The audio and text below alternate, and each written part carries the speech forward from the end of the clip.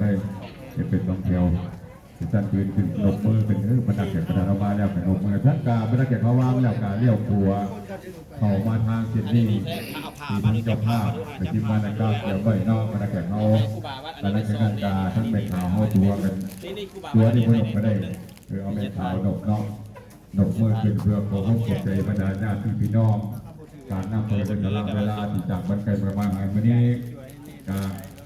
รายงานถึงการจัดการในการที่ส่งแล้วต้นมาให้ต้นนึงนี่ว่าทำเป็นลานบ้านตรงนี้พี่ลูกการตัวนี้ได้ไปแล้วเอาเมื่อว่าทำเบิร์ดในงานนี่แหละ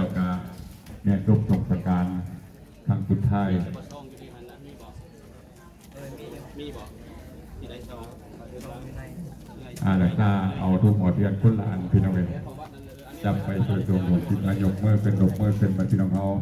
และท่านบุคคลในนามตั้งนาครอบครัวพระไทยบุญพรวินิจตอบสนองบรรดาญาติพี่น้องบรรดาการนำผักหลักอำนาจการปกครองแต่ละคันแต่ละของการทำงานของการต่างๆถึงว่าที่ในตารางเวลามาห่วงในงานตามนักยกพอเป็นตู้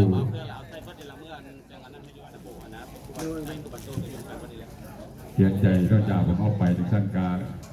ผู้ค้าการมีแต่เขาหมดใจพอตัวพี่น้องพี่น้องเองท่านผู้ค้าได้บอกข่าวบอกพี่น้องในทราบตัวด้วยการออกครอบครัวพระไทยสุนทรได้ตั้งตรงบุญคุณหนึ่งกองเพื่อว่าที่สวงก็ถึงกระดึงดวงที่ปิญญาณของแม่เสียใจพระไทยสุนทรที่จากพวกเขาไปรายละเอียดบุญเป็นอย่างนี้วันเสาร์วันที่25 เดือน2026กลุ่มกับออกไม่ที่เป็นคำเดือนเปลี่ยนราวพศ2069เปลี่ยนมืองานก็จะมือตั้งบุญนะเพียงน้องวันเสาร์เมื่อตรงวันอาทิตย์วันที่26 เดือน2026ตอนเช้า7 โมงเช้าตักบาตรท่านเจ้าประสงค์สมณเณร7 องค์เป็นอันจบพิธีเป็นท่านบุคคลจึงบอกข่าวเปล่าพี่น้องผู้ใดได้บัตรทรงพนักงานการในยินบุคคลประกาศแล้วกันเลื่อนพี่เตือนน้องไปห่วงกับทำบุญหลับจิตมีทางจะเลี้ยงกับภาพผลที่เพียงเด้ออยู่บ้านนาบุญเมื่อในแขกเป็นกระมวลเป็นนอกบ้านนาบุญเขาเป็นอะไรกันกล่าววันเสาร์เป็นนอกวันเสาร์เป็นมื้อตั้งบุญวันที่เป็นมื้อตั้งบาตรสมทานเดี๋ยวผมทำทุกพิธีในท่านบอกเก่าบอกพี่น้อง